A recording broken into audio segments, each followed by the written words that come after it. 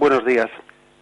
Continuamos con nuestra exposición del Catecismo de la Iglesia Católica y lo hacemos hoy en este subcapítulo que tiene como título Jesús y la Ley. Son los números que van del 577 al 582. Jesús y la Ley, la relación que Jesús tuvo con la Ley. Lo primero que tenemos que decir es, tal y como dice el primer punto, que en el comienzo del Sermón de la Montaña, el Sermón de la Montaña que está recogido en el capítulo 5 de San Mateo y se considera, ¿no?, dentro del cual está el Sermón de las Bienaventuranzas, se considera como la columna vertebral de la predicación de Jesucristo. Pues bien, en ese comienzo de ese sermón Jesús hace una advertencia solemne, presentando la ley dada por Dios en el Sinaí como la primera alianza. Es decir, aquí ha habido dos alianzas.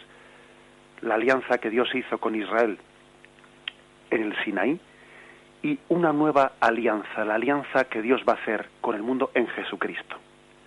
La primera alianza tuvo una ley, que fue la ley de Moisés, y la segunda alianza tiene una ley escrita no en piedra, sino en un corazón, que es la de Jesucristo. Dos alianzas y dos leyes. Ahora bien, una no deroga a la otra, y por eso dice así Mateo 5, versículos del 17 al 19. No penséis que he venido a abolir la ley y los profetas. No he venido a abolir, sino a dar cumplimiento.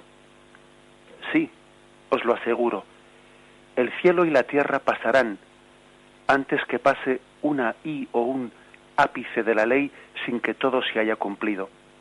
Por tanto, el que quebrante uno de estos mandamientos menores y así lo enseña a los hombres, será el menor en el reino de los cielos. En cambio, el que los observe y los enseñe, será grande en el reino de los cielos. Es decir, antes de hablar de perfeccionamientos, o antes de hablar incluso de las matizaciones que Jesús hizo a la ley del Antiguo Testamento, hay que decir que antes que nada, Jesús se presenta como el perfecto cumplidor de la ley. Dentro de los planes de Dios, el perfecto cumplidor de la ley de Moisés es Jesucristo. Es más, Él es el nuevo Moisés. Él es el que ha tenido el perfecto celo en el cumplimiento de la ley. Él es el que ha podido morir diciendo, todo está cumplido. Mi alimento es hacer la voluntad de mi Padre. La ley de Dios es el alimento de Jesucristo.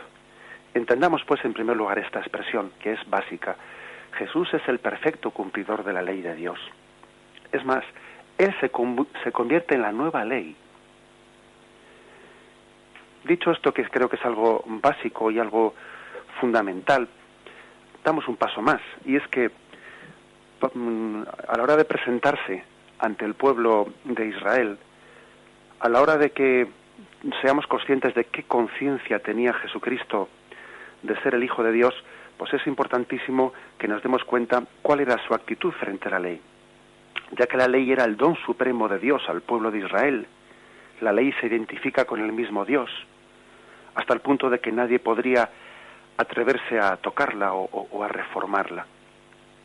La actitud de Jesús frente a la ley no se puede entender desde la actitud de alguien que busca libertad e independencia.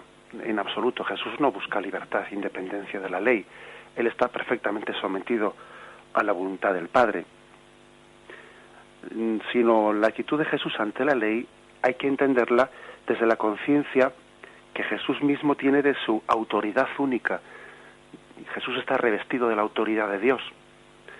Y si Jesús hace precisiones, interpretaciones, incluso correcciones de la ley del Antiguo Testamento, no es buscando una libertad, una independencia o verse libre para una mayor autonomía de la ley. No, sino está buscando la correcta interpretación que Dios mismo da a esa ley.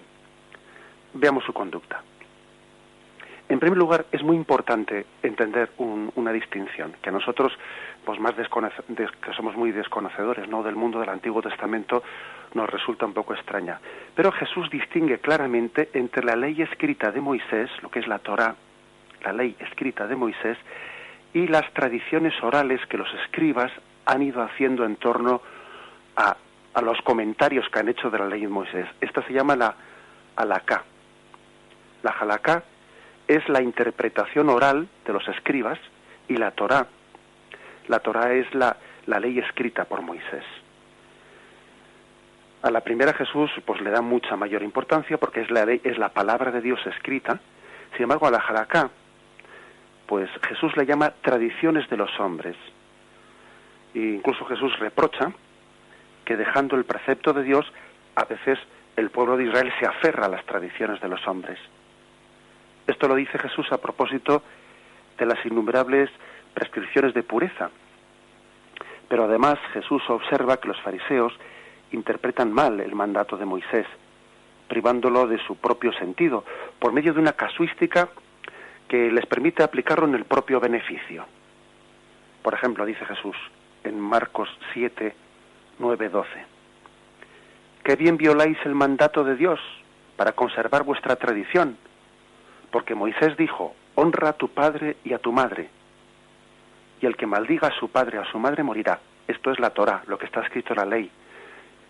Pero vosotros decís, y esto es la halaká, las tradiciones vuestras, si uno dice a su padre o a su madre, declaro corbán, es decir, ofrenda, todo aquello con que yo pudiera ayudarte, ya no le dejáis hacer nada por su padre o por su madre, anulando así la palabra de Dios por vuestra tradición que os habéis transmitido, y hacéis cosas semejantes a estas.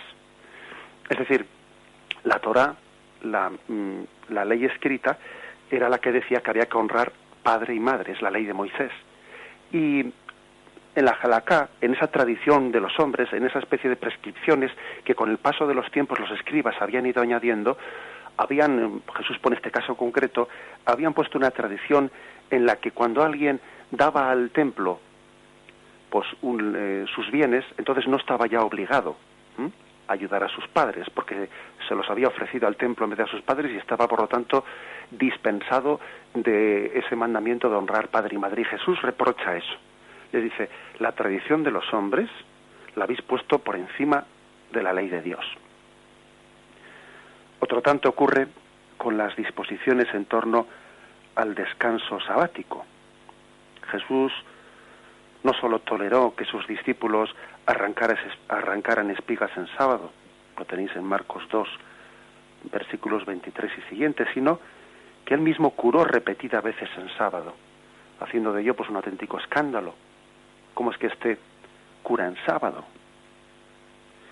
Y esta transgresión de la halaká del sábado, porque también se había hecho una interpretación muy extensa en esas tradiciones orales de en qué sentido había que respetar el sábado, cuántos pasos se podían dar, qué cosas concretas se podían hacer, hasta dónde, sin violar esa ley del sábado. Pues bien, hay que decir que la razón decisiva y terminante para que Jesús rechace esa interpretación rigorista, ¿no?, rigorista del sábado, la tenemos en Marcos 3:4. ¿Cuál es? Pues sencillamente esta, vamos a leerlo. Marcos 3:4 nos dice: ¿es lícito en sábado hacer el bien en vez del mal? ¿Salvar la vida en vez de destruirla?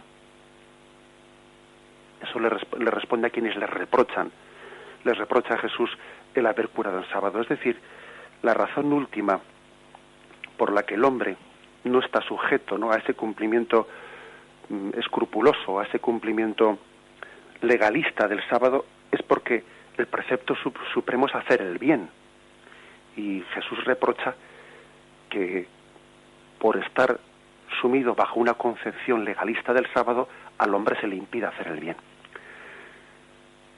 Verdaderamente nosotros no nos damos cuenta, desde la distancia que tenemos, lo que supuso que Jesús se enfrentase a aquella concepción legalista de la ley y él se presentase como el cumplimiento pleno de la ley, que él diese ese espíritu de cumplimiento a la ley. No somos conscientes de ello.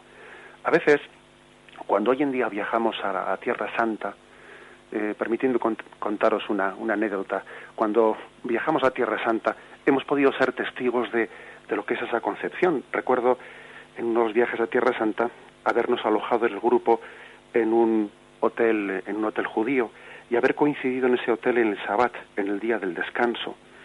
y hubo un número bastante considerable de matrimonios los judíos ortodoxos, pues se alojaban con nosotros ese día del Shabbat.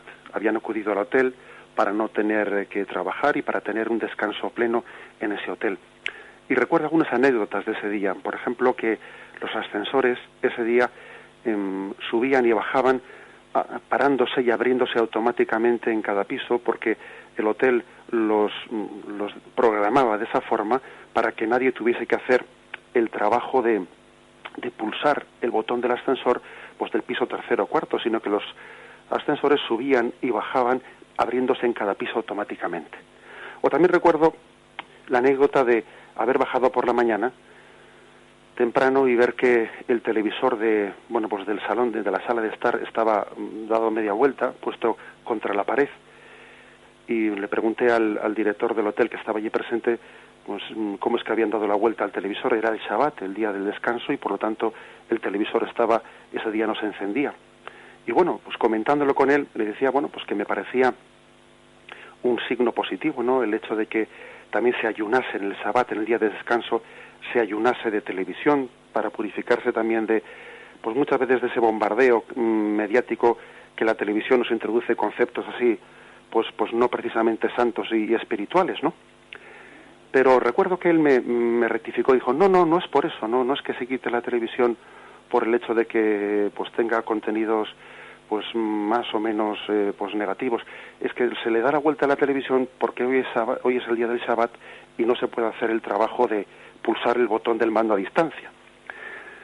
Y bueno, pues como os podéis imaginar, me quedé perplejo, ¿no?, de esa interpretación, y enseguida uno recuerda las diatribas y la controversia de Jesús en su tiempo, cuando Jesús se enfrentó a aquella concepción del descanso en el sábado, cuando a Jesús le reprochaban haber sanado a un enfermo, y entonces Jesús respondía, ¿es lícito en sábado hacer el bien en vez del mal? ¿Salvar una vida en vez de destruirla?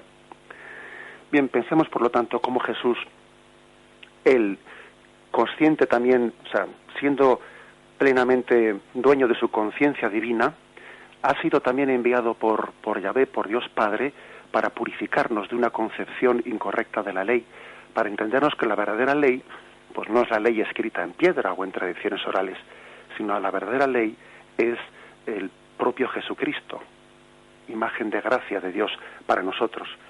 Posición. Alabado sea Jesucristo. Buenos días.